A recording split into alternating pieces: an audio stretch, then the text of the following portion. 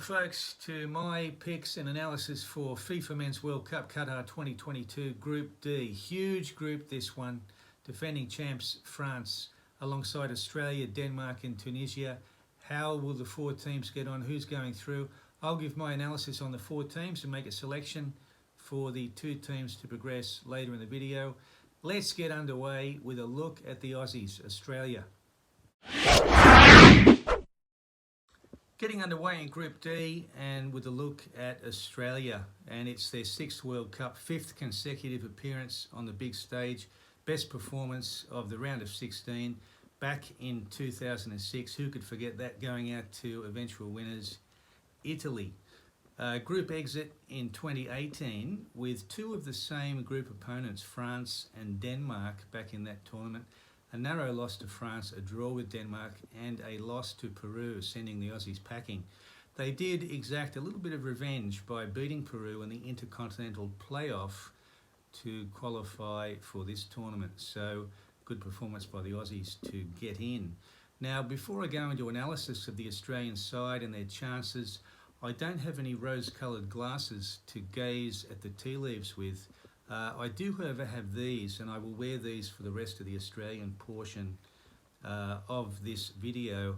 Going in form-wise, the Aussies, good news, actually. Since qualifying, they've played 2, won 2, conceded no goals. The bad news is both games were against New Zealand, so I'm not sure how much to read into that. Graham Arnold's men will be captained by goalkeeper Matt Ryan, formerly of Brighton. And it's a good thing to have a goalkeeper as captain, considering what they will face in the group. A rampant French attack and some of the best set-piece takers in the world in the Danish lineup. Speaking of set-pieces, Aaron Moy back in the Australian lineup. Aidan Hrustic, newly of Hellas Verona, he'll be standing over the ball at various points as well. Awamobile, point to prove. Let's see if he can do something at the World Cup in the most eagerly anticipated substitution, I would say, in the first or possibly the second game. Garang Kuol, newly signed by Newcastle United. How will he do? What a prospect for Australia. So very exciting things happening. I think the Aussies will give a good account of themselves. Global pundits writing Australia off, very popular pick for 4th in the group. Anything can happen against France, so I think they have a chance. A wounded French side with a lot of doubts. The Aussies will give it to them. Let's see how they go. Must get something against Tunisia, and then anything can happen in the final group stage. Would be great, of course, to see Australia go through. How will they do? We'll find out just a little bit later. France head into the World Cup having topped their group in European qualifying, and of course they are the defending champs, having won the World Cup in 2018 as well as in 1998 when they hosted the event. They'll be hoping to do what 4 of the 5 past World Cup winners haven't done, and that is get out of the group when they go into the World Cup as defending champions. Who could forget the debacle with Germany as defending champions last time up? History not on their side in that sense, and also a little bit of bad news with past form. Just 1 win in the last 6 over Austria. In that run, also 2 losses to their group rivals Denmark, who they face in this group alongside Australia and Tunisia. Probably the biggest concern and talking point with France is the players that are missing. Karim Benzema, Ballon d'Or winner, not in the squad through injury. Paul Pogba already ruled out some months ago. And probably the biggest omission of the 3, N'Golo Kante, won't be there in the French midfield. All in all, possibly 6 starters missing from the opening fixture against Australia if we'd picked the team a year ago. This has caused a bit of a reshuffling of tactics by Didier Deschamps, France manager. And one gets the impression that we don't really know if France know what their formation is, their best formation. We've seen 3 and 4 at the back, shuffling of the strikers. And you have to question, how will that affect their ability to defend set pieces when they're facing one of the best set piece taking countries in the world, Denmark, later in the group stage. The Aussies too, quite handy on the set pieces. Still, there's a lot to like about the French side, and Antoine Griezmann and Kylian Mbappe will start the first fixture. Even with missing players, they're a formidable lineup, and they are defending champions, so they can't be written off. How far will they go? Will they buck the trend and get out of the group this time around? Which France will turn up? Will it be all in or all out? We'll find out a bit later in the video. Tunisia line up at the World Cup for their 6th appearance. They've never been out of the group stage before. In fact, from their previous 15 games in the tournament, they've won 2, including their first ever fixture in 1978 against Mexico and their last one in 2018 against Panama. No doubt Tunisia is somewhat disappointed not to line up against Central American opposition in this particular tournament. They got through qualification fairly comfortably, though in the end it was only a 2-point margin, their group rivals being Equatorial Guinea over in Africa. Unknown whether Eric Mossambana is involved in the Equatorial Guinea coaching setup. He probably is, but it does put that group victory into perspective.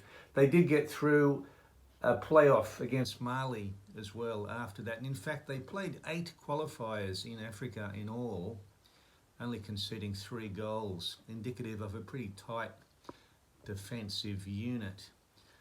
Since qualification, that has continued with further clean sheets against the Comoros, Botswana, and a couple of impressive victories over Chile and Japan. Confidence growing in the Tunisian setup, but in their final run out prior to the tournament, demolished 5-1 by a full-strength Brazil in Paris, a rather sobering defeat. Familiar names in the Tunisian side, there aren't many, to be honest. Youssouf Msakni is the star player. He plays in the Qatari leagues, has done for 10 years. Familiar with the conditions, he'll be pivotal to the Tunisian attack going forward. Fans of the Premier League, not much there to be familiar with, but Hannibal Mejbri, the Manchester United midfielder, has had a couple of run-outs with the Red Devils, but currently on loan at Birmingham City. He will be key to Tunisia as well. Looking at the group, I suggest Tunisia will be pretty cagey against Denmark in their first run-out. After that, it's into the cookie jar for them anyway. They face Australia in their second match. They'll be wanting points from that. And then the big one against France in the final group game. How will Tunisia do? Well, we'll find out. My predictions later in the video. On to Denmark as they line up for their 6th appearance at the World Cup. Almost unbelievable saying that. They're a very established side. Seems like it should be a higher number. Best performance of quarterfinals in 1998, and they'll be hoping to emulate that this time around. In 2018, they went out in the round of 16. Pretty consistent, strong team for the last few years, Denmark. And in fact, they cruised through qualifying, absolutely walloped it, in a group which included Scotland and Israel, as well as Austria. 30 goals scored, 3 conceded. In fact, 2 of those goals conceded in the very last qualification match after they'd already secured passage to the World Cup, sending out an experimental side against Scotland in Glasgow, losing 2-0. Since qualification, Denmark have been in pretty good form. 2 losses to Croatia, somewhat of a concern. However, they've beaten World Cup defending champions France and group rivals twice in this calendar year in the Nations League. So they have one up over their group rivals going into it. Also lining up against Australia and Tunisia, 2 games that Denmark will see as winnable. Very impressive squad, Denmark, from top to bottom. Premier League fans will know a lot of the names in the lineup. Also strength in depth. Christian Eriksen, the most famous among them, he'll be on set pieces and penalties, maybe even corners as well. He's the main man. Also, of course, the Brentford trio in midfield, Jensen, Norgard and Damsgaard, among a host of other players. One particular member of the squad that may not be familiar to Premier League fans, Andreas Skov Olsen, the Club Bruges striker, absolutely red-hot form this season in the Belgian league. I think he'll start for Denmark too, and he'll be a player to watch. How will Denmark do in the group? Can they get out? Can they go further in the tournament? We'll see very, very soon. So the lineup for Group D, France, Australia, Denmark, Tunisia. I'm going for Denmark to top the group, and reluctantly, after much consideration, France to finish in second, edging the Aussies. I would say best of luck to all four teams. That might be somewhat insincere because I really want Australia to go through. And that's it for Group D. Well, that wraps up the analysis for Group D. Huge group, this one. France, Australia, Denmark and Tunisia. Who will go through? I know who I want to see. And I hope you enjoy the group. Thanks for watching, and we'll see you for a look at Group E. Bye for now.